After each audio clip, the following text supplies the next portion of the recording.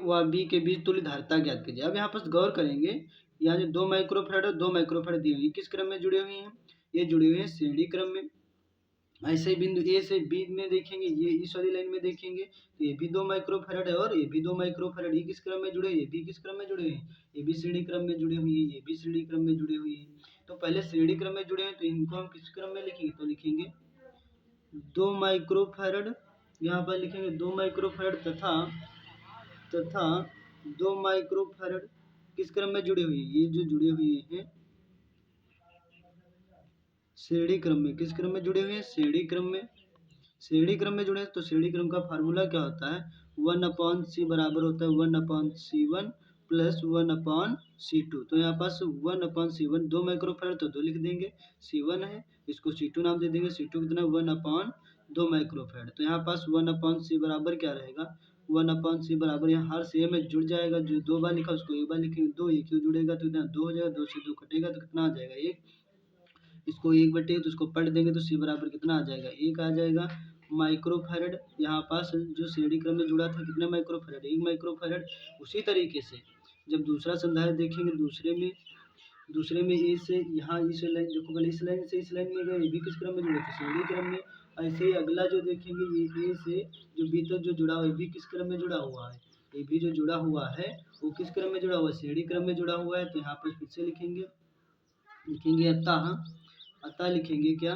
लिखेंगे 2 माइक्रोफैराड तथा लिखेंगे 2 माइक्रोफैराड तथा फिर से 2 माइक्रोफैराड किस क्रम में जुड़े हुए हैं? भी जुड़े हुए हैं श्रेणी क्रम में। किस क्रम में जुड़े हुए हैं? श्रेणी क्रम में। किस क्रम में जुड़े हैं? श्रेणी क्रम में जुड़े हुए हैं। तो श्रेणी क्रम का फार्मूला क्या था? 1/c डैश लिख लेंगे, 1/c1 प्लस 1/c2। तो यहाँ पास 1/c डैश बराबर कितना? 1/c1 भी जगह 2 रखेंगे, यहाँ भी 1/2 रखेंगे, जो 2 बार होगा 1/c डैश बराबर हो जाएगा 1। जो 2 बार हर में लिखा होगा 2, 1 बार होगा, और 1 के जुड़े कितना हो जाए? 2। फिर 2 से 2 काटेंगे, फिर से c डैश बराबर कितना आ जाएगा? 1 माइक्रोफैराड। कितना आ जाएगा? 1 माइक्रोफैराड आ जाएगा। उसके बाद हम क्या सॉल्व करेंगे? उसके बाद हम देखेंगे जो संधारित्र है, अब यहाँ पास कितने माइक्रोफैराड? 1 माइक्रोफैराड है, यहाँ भी संधारित्र जो कितने माइक्रोफैराड है? 1 माइक्रो। फिर से थोड़ा डायग्राम बनाएंगे, उसके माध्यम से समझाएंगे। तो यहाँ पर जो डायग्राम बनाएंगे वो इस तरीके से कुछ होगा। इस तरीके से बिंदु जो दे रखा था, नाम बिंदु दे रखा है, उसके बाद कुछ इस तरीके से गया था डायग्राम यहाँ पास, फिर ऐसे जा करके इससे फिर बीच में जो दिया था इस तरीके से, यहाँ भी संधारित्र लगा था इस तरीके से। तो ये कुछ गया इस तरीके से गया है। यहाँ पास बिंदु का नाम दिया, इस बिंदु का नाम ये था और इस बिंदु का नाम भी था। यहाँ भी जो संधारित्र है कितना है? यहाँ जो अभी ज्ञात किए थे ये वाला संधारित्र सी और ये संधारित्र सी डैश, और ये जो माइक्रोफैराड कितना माइक्रोफैराड भी ज्ञात करके लाए हैं। जो लाए कितने माइक्रोफैराड? ये लाए हैं 1 माइक्रोफैराड। और यहाँ पर जो संधारित्र ज्ञात करके लाए वो भी कितना माइक्रोफैराड लाए? मान जो उसका भी सी डैश का जो सी डैश संधारित्र का जो दूसरा मान ज्ञात करके लाए वो भी 1 माइक्रोफैराड है। कितने माइक्रोफैराड? 1 माइक्रोफैराड का है। कितने माइक्रोफैराड का? 1 माइक्रोफैराड का है।